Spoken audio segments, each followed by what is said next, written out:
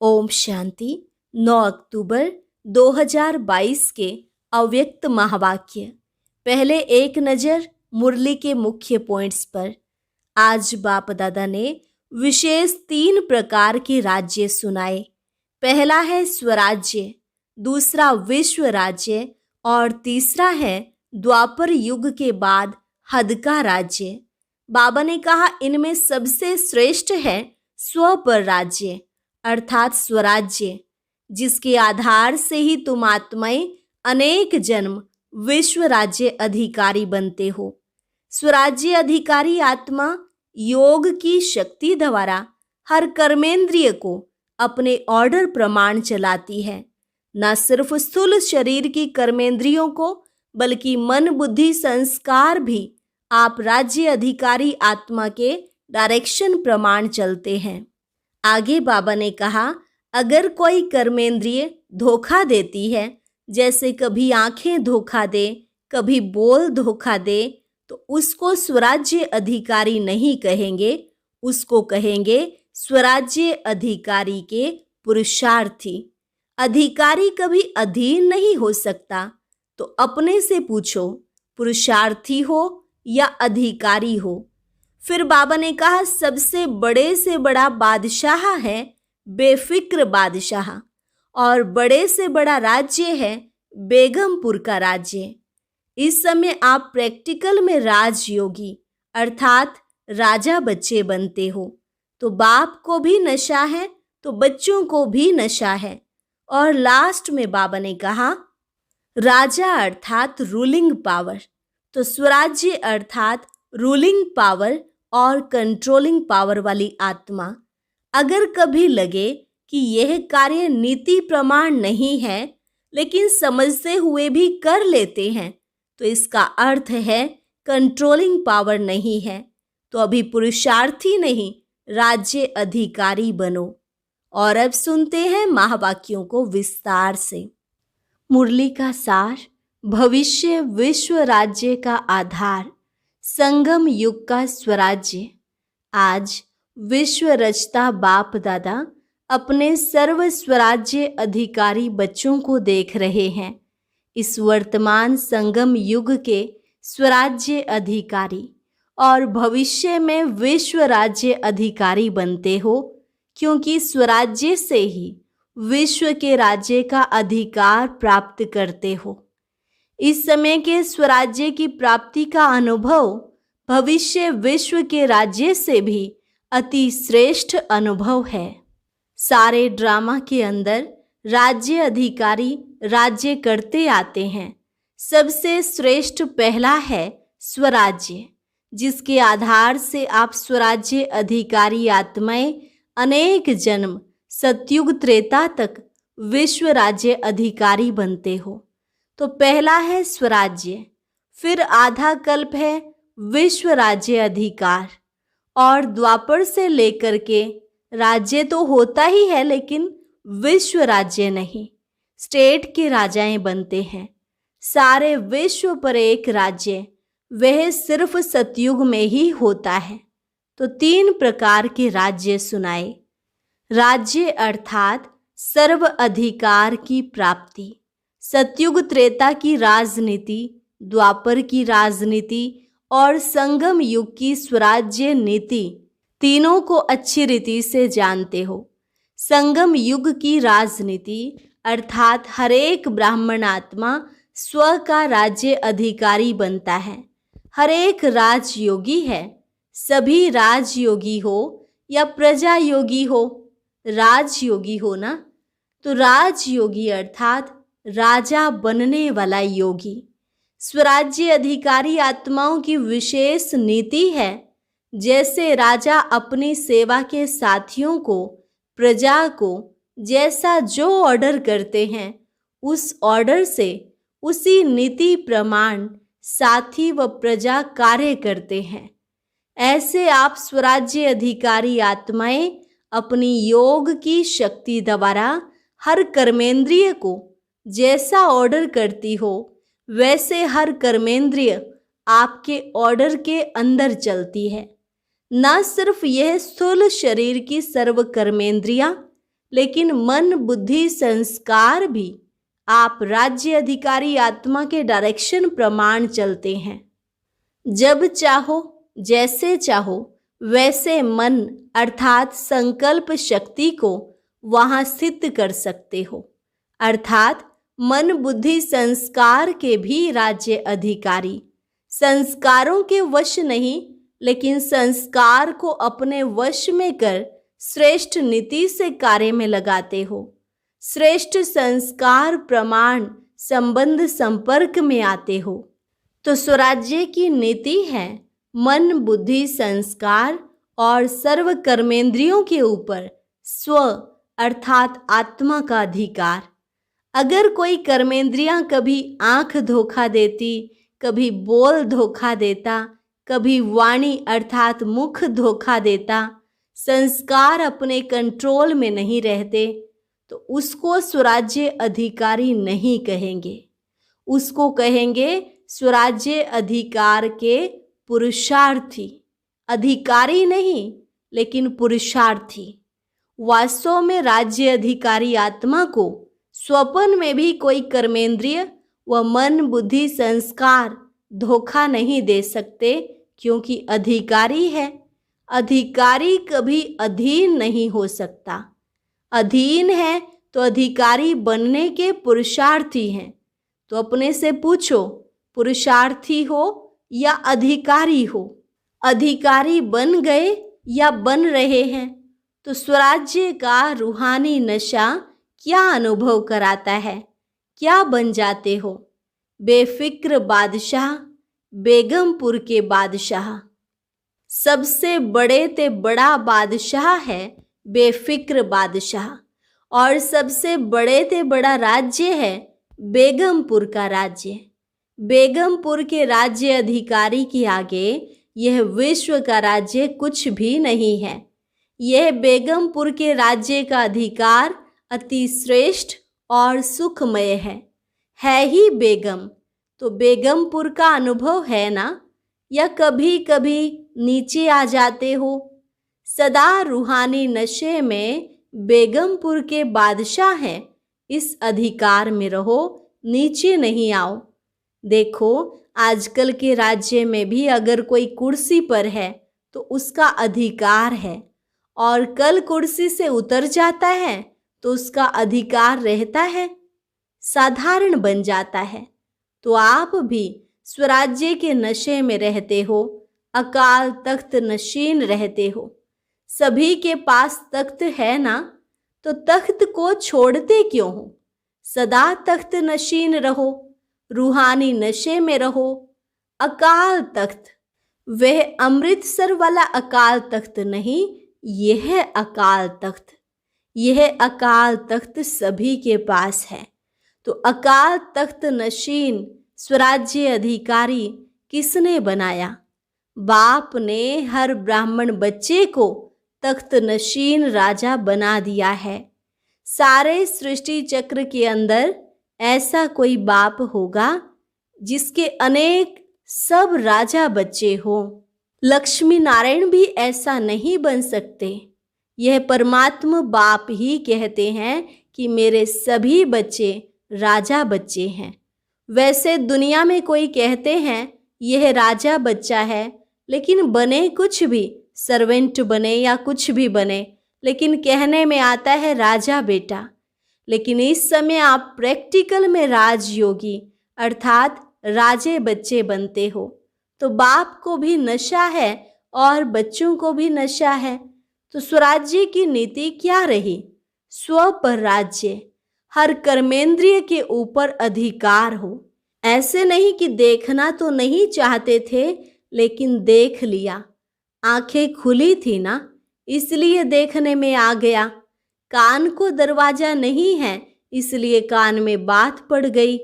लेकिन दो कान हैं, अगर ऐसी बात सुन भी ली तो निकालने का भी रास्ता है। इसलिए इस भारत में ही विशेष यह चित्र बापू की याद में बना हुआ है। बुरा न देखो, बुरा न सुनो, बुरा न बोलो। यह 3 दिखाते हैं, आप 4 दिखाते हो। बुरा सोचो भी नहीं, क्योंकि पहले सोचना होता, फिर बोलना होता, फिर देखना होता है। इसलिए कंट्रोलिंग पावर, रूलिंग पावर रखो। राजा अर्थात रूलिंग पावर। राजा हो और रूलिंग पावर हो ही नहीं तो कौन राजा मानेगा। तो स्वराज्य अर्थात रूलिंग पावर, कंट्रोलिंग पावर। बाप दादा ने पहले भी सुनाया कि कई बच्चे परखने में बहुत होशियार होते हैं। कोई भी गलती होती है जो नीति प्रमाण नहीं है तो समझते हैं कि यह नहीं करना चाहिए, यह सत्य नहीं है, यथार्थ नहीं है, अयथार्थ है, व्यर्थ है। लेकिन समझते हुए फिर भी करते रहते या कर लेते तो इसको क्या कहेंगे? कौन सी पावर की कमी है? कंट्रोलिंग पावर नहीं है। जैसे आजकल कार चलाते हैं, देख भी रहे हैं कि एक्सीडेंट होने की संभावना है, ब्रेक लगाने की कोशिश करते हैं लेकिन ब्रेक लगे ही नहीं तो जरूर एक्सीडेंट होगा ना। ब्रेक हैं लेकिन पावरफुल नहीं है और यहाँ के बजाय वहाँ लग गई तो भी क्या होगा? इतना समय तो परवश होगा ना। चाहते हुए भी कर नहीं पाते, ब्रेक लगा नहीं सकते या ब्रेक पावरफुल ना होने के कारण ठीक लग नहीं सकती। तो यह चेक करो, जब ऊंची पहाड़ी पर चढ़ते हैं तो क्या लिखा हुआ होता है? ब्रेक चेक करो, क्योंकि ब्रेक सेफ्टी का साधन है। तो कंट्रोलिंग पावर का व ब्रेक लगाने का अर्थ यह नहीं कि लगाओ यहाँ और ब्रेक लगे वहाँ। कोई व्यर्थ को कंट्रोल करना चाहते हैं, समझते हैं यह रोंग है तो उसी समय रोंग को राइट में परिवर्तन होना चाहिए। इसको कहा जाता है कंट्रोलिंग पावर। ऐसे नहीं कि सोच भी रहे हैं लेकिन आधा घंटा व्यर्थ चला जाए, पीछे कंट्रोल में आए। बहुत पुरुषार्थ करके आधे घंटे के बाद परिवर्तन हुआ तो उसको कंट्रोलिंग पावर नहीं, रूलिंग पावर नहीं कहा जाता। यह हुआ थोड़ा थोड़ा अधीन और थोड़ा थोड़ा अधिकारी, मिक्स। तो उसको राज्य अधिकारी कहेंगे या पुरुषार्थी कहेंगे? तो अब पुरुषार्थी नहीं, राज्य अधिकारी बनो। यह स्वराज्य अधिकार का श्रेष्ठ मजा है। स्वराज्य अधिकारी अर्थात सदा मौज ही मौज में रहना। मौज में रहने वाला कभी किसी बात में मूंझता नहीं। अगर मूंझते हैं तो मौज नहीं है। तो संगम युग पर मौज ही मौज है ना, या कभी कभी मौज है? शक्तियों को, पांडवों को मौज है ना। तो समझा स्वराज्य की नीति क्या है और विश्व राज्य की नीति क्या है। चाहे प्रजा है, चाहे रॉयल फैमिली है, लेकिन प्रजा प्रजा नहीं, प्रजा भी एक परिवार है। परिवार की नीति यह है सतयुग त्रेता की राजनीति। राजा कहलाते हैं लेकिन राजा होते भी परम प्रिय पिता का स्वरूप है। परिवार की विधि से राजनीति चलती है। चाहे राज्य कारोबार भिन्न भिन्न हाथों में होगी लेकिन परिवार के स्नेह की विधि से कारोबार होगी। ऐसे नहीं कि राजा के पास बहुत धन दौलत हो और प्रजा में कोई को खाने पीने के लिए भी नहीं हो। द्वापर कलयुग की राजनीति में लॉ एंड ऑर्डर चलता है, लेकिन विश्व राज्य देव राज्य के समय यही नीति चलती है। लॉ नहीं है लेकिन स्नेह और संबंध की नीति चलती है। कोई भी आत्मा दुख शब्द को भी नहीं जानती, चाहे राजा हो चाहे प्रजा हो, लेकिन दुख अशांति का नाम निशान नहीं। दुख क्या चीज होती है उसका अज्ञान है, ज्ञान ही नहीं है। जैसे इस समय स्वराज्य के समय भी आपको बाप दादा किस नीति से चलाते हैं? स्नेह और श्रीमत पर चलते रहते तो कोई भी सख्त ऑर्डर करने की आवश्यकता नहीं है। अगर नीति को भूलते हैं तो स्वयं को कलयुगी नीति में चलाते हैं। तो विश्व के राज्य की नीति भी बहुत प्यारी है, क्योंकि अनेकता नहीं है, एक राज्य है और अखुट खजाना है। प्रजा भी इतनी संपन्न होगी, आजकल के जो बड़े बड़े पदमपति हैं उन्हों से भी ज़्यादा। अप्राप्ति का नाम निशान नहीं, लेकिन इसका आधार क्या? स्वराज्य। इस समय संपन्न बनते हो, इसलिए परमात्म संपत्ति की संपन्नता सत्युग त्रेता के अनेक जन्म प्राप्त होती है। इसलिए कहा जाता है नंबर 1 राज्य है स्वराज्य, फिर है विश्व राज्य और तीसरा है द्वापर कलयुग का अलग अलग स्टेट का राज्य। इस राज्य को तो अच्छी तरह जानते ही हो, वर्णन करने की आवश्यकता नहीं। तो सदा किस नशे में रहना है? स्वराज्य हमारा जन्मसिद्ध अधिकार है। किस जन्म का? ब्राह्मण जन्म का। ब्रह्मा बाप ने जन्मते ही स्वराज्य का तिलक हर ब्राह्मण आत्मा को लगाया। तिलकधारी होना, तिलक है स्मृति का, तिलक भी है, तख्त भी है और ताज भी है। ताजधारी होना, कौन सा ताज? विश्व कल्याण का ताज। विश्व कल्याणकारी होना, प्योरिटी का ताज और विश्व कल्याण का ताज, डबल ताज है। प्योरिटी का ताज है लाइट का ताज और विश्व कल्याण का ताज है सेवा का ताज। विश्व सेवाधारी होना, ऐसे नहीं कि स्टेट के सेवाधारी समझो, हम गुजरात के हैं, हम राजस्थान के हैं, हम दिल्ली के सेवाधारी हैं, नहीं। विश्व सेवाधारी कहाँ भी रहते हैं, लेकिन वृत्ति और दृष्टि बेहद की। अगर विश्व सेवाधारी नहीं बनेंगे तो न स्वराज्य न विश्व राज्य। फिर द्वापर कलयुग में स्टेट का राजा बनना पड़ेगा, लेकिन विश्व राज्य अधिकारी के लिए सदा अपना ताज, तिलक और तख्त, सदा इस पर स्थित रहो। शरीर से तख्त पर नहीं बैठना है, लेकिन बुद्धि द्वारा स्मृति की स्थिति में स्थित रहना है। स्थिति में स्थित होना, यही तख्त पर बैठना है, जो सदैव बैठ सकते हैं। शरीर से तो कितने घंटे बैठेंगे, थक जाएंगे ना, लेकिन बुद्धि द्वारा स्थिति में स्थित रहना, यह है तख्त नशीन होना। यह तो सहज है ना। तो स्वराज्य के नशे में निरंतर स्थित रहो। समझा क्या करना है? पुरुषार्थी नहीं, लेकिन अधिकारी बनना। सभी ने मिलन मनाया ना, सभी भाग भाग कर आते हैं परमात्म मिलन का मेला मनाने के लिए। तो मिलन के मेले में आए हो ना। यह मेला लगता है या भीड़ लगती है? आराम है ना।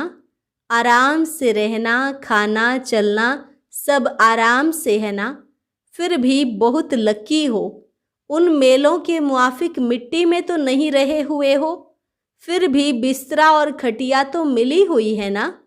वहाँ मेले में तो नहाओ तो भी मिट्टी, रहो तो भी मिट्टी और खाओ तो भी मिट्टी साथ में आएगी। यहाँ बच्चे आते हैं अपने घर में, नशे से आते हो। बाप भी खुश और बच्चे भी खुश। हॉल में पीछे बैठने वाले सबसे आगे हो, क्योंकि बाप दादा की पहली नज़र लास्ट तक जाती है। अच्छा, सर्व स्वराज्य अधिकारी बेफिक्र बादशाह बच्चों को सर्व विश्व अधिकारी अनेक जन्म संपूर्ण संपन्न रहने वाली आत्माओं को सदा तिलक, ताज और तख्त नशीन अधिकारी बच्चों को सदा बेहद की सेवा के उमंग उत्साह में रहने वाले विशेष बच्चों को देश विदेश के सर्व सम्मुख अनुभव करने वाले बच्चों को बाप दादा का पदम गुणा याद प्यार, साथ साथ सर्व के स्नेह के पत्रों का भी रिस्पॉन्ड दे रहे हैं। विदेश और देश अपने अपने विधि प्रमाण स्व के पुरुषार्थ में सिद्धि को प्राप्त कर रहे हैं और सेवा में भी सदा आगे बढ़ने के उत्साह में लगे हुए हैं। इसलिए हरेक किसी भी कोने में रहने वाले हो, लेकिन उन्हों की याद, सेवा समाचार, प्यार के पत्र, स्थिति के उमंग उत्साह का समाचार सब प्राप्त हुआ और बाप दादा सभी बच्चों को बहुत बहुत बहुत नाम सहित हर एक की विशेषता सहित याद प्यार दे रहे हैं और सदा इसी याद प्यार की पालना से पल रहे हो, उड़ रहे हो और उड़ते उड़ते मंजिल पर पहुंचना ही है। वह यह कहें कि पहुँचे हुए ही हो। तो याद प्यार और नमस्ते। रूहानी बच्चों की रूहानी बाप दादा को नमस्ते नमस्ते, गुड मॉर्निंग। वरदान मास्टर सर्वशक्तिमान की स्मृति द्वारा सर्व हलचलों को मर्ज करने वाले अचल अडोल भव। मास्टर सर्वशक्तिमान की स्मृति द्वारा सर्व हलचलों को मर्ज करने वाले अचल अडोल भव। जैसे शरीर का ऑक्यूपेशन इमर्ज रहता है, वैसे ब्राह्मण जीवन का ऑक्यूपेशन इमर्ज रहे और उसका हर कर्म में नशा हो तो सर्व हलचलें मर्ज हो जाएंगी और आप सदा अचल अडोल रहेंगे। मास्टर सर्वशक्तिमान की स्मृति सदा इमर्ज है तो कोई भी कमजोरी हलचल में ला नहीं सकती, क्योंकि वे हर शक्ति को समय पर कार्य में लगा सकते हैं। उनके पास कंट्रोलिंग पावर रहती है, इसलिए संकल्प और कर्म दोनों समान होते हैं। स्लोगन: नाजुक परिस्थितियों में घबराने के बजाय उनसे पाठ पढ़कर स्वयं को परिपक्व बना लो। नाजुक परिस्थितियों में घबराने के बजाय उनसे पाठ पढ़कर स्वयं को परिपक्व बना लो। अच्छा, और अब सुनते हैं आज का अव्यक्त ज्ञान मोती।